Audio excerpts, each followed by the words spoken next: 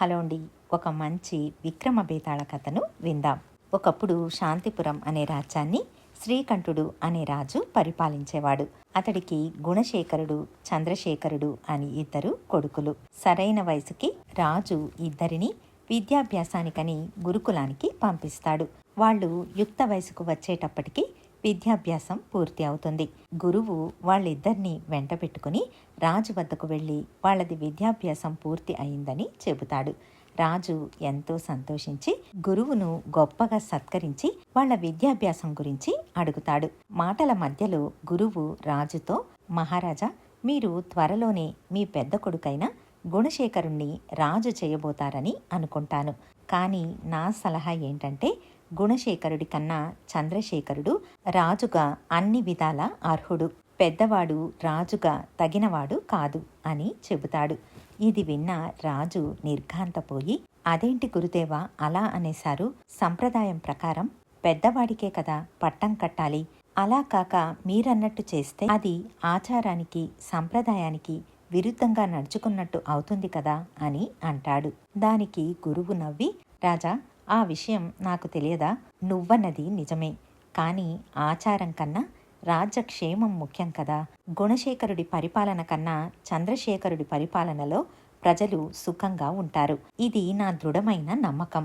పెద్దవాడు గుణశేఖరుడు దురహంకారి, దురాలోచనాపరుడు, పైగా ధైర్యశాలి కూడా కాదు. అయితే చంద్రశేఖరుడిలో ఎటువంటి లోటుపాట్లు ఏవీ లేవు అని చెబుతాడు. ఈ మాటలు విని రాజు, అయితే వాళ్ళిద్దరికీ ఏదైనా పరీక్ష పెట్టడం మంచిది. ఆ పరీక్షలో నెగ్గిన వాడిని రాజుగా ప్రకటించవచ్చు అని చెబుతాడు. దానికి గురువు, దానికోసమని ప్రత్యేకంగా పరీక్షలు పెట్టాల్సిన అవసరం లేదు. ఇద్దరిని దేశ సంచారానికి పంపించండి. తిరిగి వచ్చిన తరువాత వారి వారి అనుభవాలు తెలుసుకుంటే ఎవరిని రాజు చెయ్యాలో మీకే తెలుస్తుంది అని చెబుతాడు. రాజు గురువు మాటలను అంగీకరిస్తాడు. గురువు రాజు వద్ద సెలవు తీసుకుని తన ఆశ్రమానికి వెళ్ళిపోతాడు. అటుపై రాజు ఇద్దరు కొడుకులను పిలిచి, మీ ఇద్దరిది చదువు పూర్తయింది. మీలో పెద్దవాడికి పట్టాభిషేకం చెయ్యాలని అనుకున్నాను. అయితే గురువు బాగా ఆలోచించి నిర్ణయం తీసుకోమని, తొందరపడవద్దని హెచ్చరించాడు. మిమ్మల్ని ఒక 10 రోజుల పాటు దేశాటనకు పంపించమని, తిరిగి వచ్చాక ఎవరికి యువరాజు పట్టం కట్టాలో అప్పుడు నిర్ణయించుకోమని చెప్పాడు. పూజలైన గురువు మాట ప్రకారమే చెయ్యాలని నిర్ణయించుకున్నాను. కాబట్టి మీరు ఈరోజు బయలుదేరి వెళ్ళి దేశం చుట్టి 10 రోజుల తరువాత రండి అని చెబుతాడు. ఆ మాటకు గుణశేఖరుడికి ఎక్కడ లేని కోపం వచ్చి, నాకు రాజ్యాభిషేకం చేయటానికి గురువుకు ఇష్టం లేనట్టు ఉంది.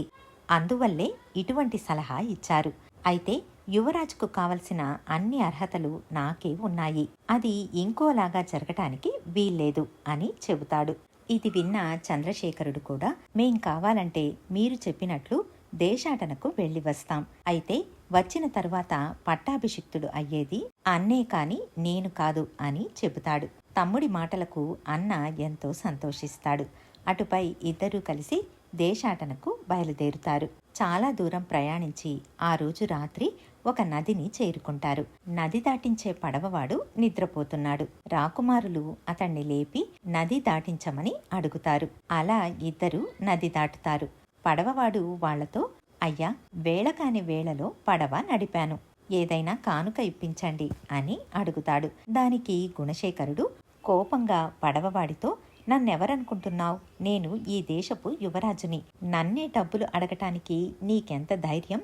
తాట తీసేస్తాను, జాగ్రత్త అని బెదిరిస్తాడు. అతడి వెనుక పడవ దిగుతున్న చంద్రశేఖరుడు ఒక వరహా తీసి పడవవాడి చేతిలో పెడతాడు. మరుసటి రోజు కాస్త తెల్లారాక ఇద్దరు ఒక కొండ పక్కగా ప్రయాణిస్తున్నారు. ఇంతలో ఒక పెద్ద బండరాయి దొర్లుకుంటూ వేగంగా వాళ్ల వైపుకి వస్తోంది. ఇది చూసిన గుణశేఖరుడు అయ్యయ్యో అంటూ పెద్దగా కేకలు పెట్టసాగాడు. ఇంతలో రాయి వస్తున్న వైపు ఒక దృఢకాయుడు వచ్చి ఎంతో సాహసంగా ఆ రాయిని పక్కకు నెట్టాడు. అలా వాళ్ళిద్దరికీ ప్రమాదం తప్పింది. గుణశేఖరుడు ఆ వ్యక్తితో, నువ్వు ఈరోజు ఎవరి ప్రాణాలు కాపాడావో తెలుసా? నేను ఈ దేశానికి యువరాజుని, కాబోయే రాజుని. రాజుగారి ప్రాణాలు కాపాడినవాడు మా పూర్వీకుడే అని మీ వాళ్ళందరూ గొప్పగా చెప్పుకుంటారు. నీకు మంచి కీర్తి వస్తుంది, ఇక వెళ్ళు అని చెప్పి ముందుకు వెళతాడు. అటుపై చంద్రశేఖరుడు ఆ దృఢకాయుణ్ణి పలకరించి అతడు చాలా పేదవాడని తెలుసుకుంటాడు. నీ వంటి శక్తి సామర్థ్యాలు, ధైర్య సాహసాలు ఉన్నవాడు ఈ కొండల మధ్య ఇలా బతకడం మంచిది కాదు. నాతో పాటు వచ్చి నాకు అంగరక్షకుడిగా ఉంటావా అని అడుగుతాడు. దానికి ఆ వ్యక్తి ఎంతో సంతోషించి చంద్రశేఖరుడి వెంట బయలుదేరుతాడు. చంద్రశేఖరుడు ముందుగా వెళుతున్న గుణశేఖరుణ్ణి కలుసుకొని తమని కాపాడిన వాడిని అంగరక్షకుడిగా ఉంచుకున్నానని చెబుతాడు. దానికి గుణశేఖరుడు అతడు తన ధర్మాన్ని నిర్వర్తించాడు. ఆ చిన్న సహాయానికే ఇలా చేశావా? దానికి ప్రత్యుపకారం చెయ్యవలసిన అవసరం లేదు అని చెబుతాడు. దానికి చంద్రశేఖరుడు కొండ మీద నుంచి దొర్లుతున్న రాయిని నెట్టడం ఎంత సాహసమో, దానికి ఎంత బలం కావాలో ఆలోచించావా? అతడికి మనం రాజకుమారులని కూడా తెలియదు. మనిషిగా సహాయం చేశాడు. ఇంకా ఇది ప్రత్యుపకారం అని అనిపించుకోదు. ఎందుకంటే అంతటి బలవంతుడు, సాహసం కలవాడు నాకు అంగరక్షకుడిగా ఉంటే అది నాకే ఉపకారం. 100 చోట్ల వెతికినా ఇటువంటి వాడు దొరకడు అని చెబుతాడు. చంద్రశేఖరుడు అలా అనగానే గుణశేఖరుడు నేను ఈ విషయాన్ని ముందే గ్రహించి ఉంటే అతడు నాకే అంగరక్షకుడిగా ఉండేవాడు. ఇప్పుడు చేజారిపోయింది అని మనసులో అనుకుంటాడు. వాళ్ళలా కొంత దూరం ప్రయాణించాక అడవి మార్గాన్ని చేరుకుంటారు. అక్కడ ఒక సింహం వాళ్లకేసి వస్తోంది. గుణశేఖరుడు తన దగ్గర ఉన్న బాణాన్ని తీసి గురిపెట్టి దానికి కొట్టసాగాడు. అతడు విసిరిన బాణాలు చాలా వరకు సింహానికి తగలనే లేదు. తగిలిన 1-2 బాణాలని అది లెక్క పెట్టలేదు. నడుచుకుంటూ వాళ్ల వైపుకే వస్తోంది. ఇది చూసి గుణశేఖరుడు కంగారుపడి పారిపోయాడు. చంద్రశేఖరుడు మాత్రం అక్కడే నిలబడి సింహాన్ని శ్రద్ధగా గమనిస్తున్నాడు. అది గర్జించడం లేదు. దానిలో ఎటువంటి వికారము కనిపించడం లేదు.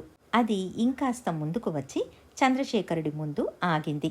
అతడు వంగి సింహానికి గుచ్చుకున్న బాణాలను తీసి గాయాలను చేతితో రుద్దాడు. అది కృతజ్ఞతను చూపిస్తున్నట్లు చూస్తుంది. అంతలో అంగరక్షకుడు ఈ సింహం మనదే దొర, దీనిని మనతో పాటు తీసుకెళదాం అని అంటాడు. అతడు అన్నట్లుగానే సింహం శాంతంగా చంద్రశేఖరుడి వెంట నడుస్తుంది. సింహాన్ని చూసి పారిపోయిన గుణశేఖరుడు తన తమ్ముడి కన్నా 2-3 గంటలు ముందుగానే ఇల్లు చేరుకున్నాడు. దారిలో తమకు జరిగిన అనుభవాలన్నీ చెప్పి ఈ చంద్రశేఖరుడు వట్టి మూర్ఖుడు, అతడు కూడా నాలాగే పారిపోయి ఉండాల్సింది. ఇప్పుడా సింహం వాడిని, వాడి అంగరక్షకుణ్ణి తినేసి ఉంటుంది. నా పట్టాభిషేకానికి వాడు నాతో పాటు నా వెంట తోడుగా ఉంటాడని ఎంతో ఆశించాను అని విచారంగా చెబుతాడు. సరిగ్గా అప్పుడే చంద్రశేఖరుడు తన అంగరక్షకుణ్ణి, సింహాన్ని వెంట పెట్టుకుని వస్తాడు. ఆ సింహం తనకేసి కోపంగా చూస్తున్నట్లు కనిపించేసరికి గుణశేఖరుడు అక్కడ్నుంచి లోపలికి పారిపోతాడు. తరువాత రాజు తన 2 కొడుకులను పిలిపించి యువరాజు పట్టాభిషేకం గురించి అడిగినప్పుడు గుణశేఖరుడు తమ్ముణ్ణే యువరాజుగా పట్టాభిషిక్తుణ్ణి చెయ్యండి అని చెబుతాడు. అతడు కోరినట్లే రాజు తన 2వ కొడుకైన చంద్రశేఖరుణ్ణి యువరాజుగా పట్టాభిషిక్తుణ్ణి చేస్తాడు. బేతాళుడు కథ చెప్పి, రాజా, అంతటి దురహంకారి అయిన గుణశేఖరుడు తనంతట తానే తమ్ముణ్ణి యువరాజుగా పట్టాభిషిక్తుణ్ణి చెయ్యమని అడగటానికి కారణమేంటి?